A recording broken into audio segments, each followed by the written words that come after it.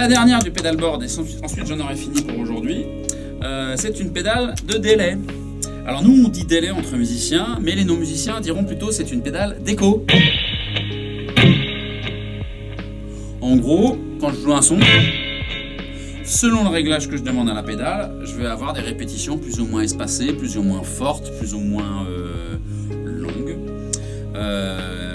C'est ce qui va nous permettre de créer cet effet d'écho.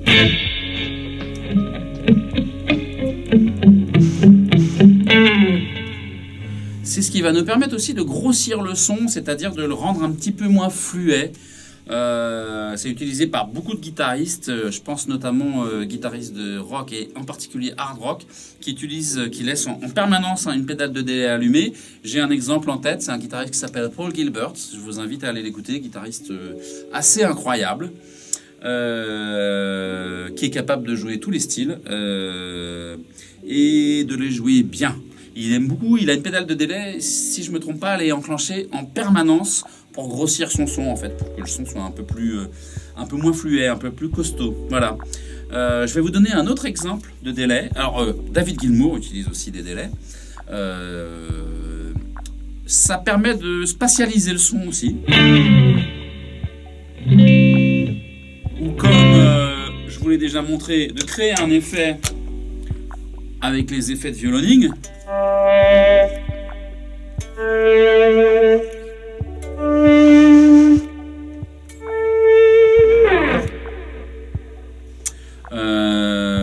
Voilà, et je peux vous donner un autre exemple que moi pour le coup j'adore, sur le premier album de Guns N' Roses qui s'appelle Appetite for Destruction.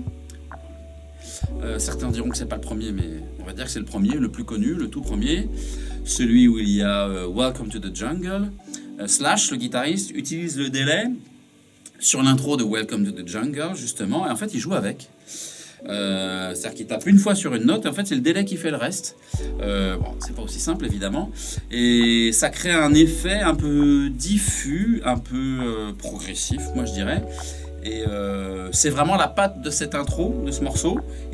Pourtant, il n'utilise pas très souvent Slash, mais là, pour le coup, c'est vraiment réussi. C'est le bon moment pour l'utiliser. Donc, l'album s'appelle Appetite for Destruction. C'est un album de Guns N' Roses. Et le morceau s'appelle Welcome to the Jungle. Si je ne me trompe pas, c'est le premier morceau de l'album. Donc, vous n'aurez pas de mal à le trouver.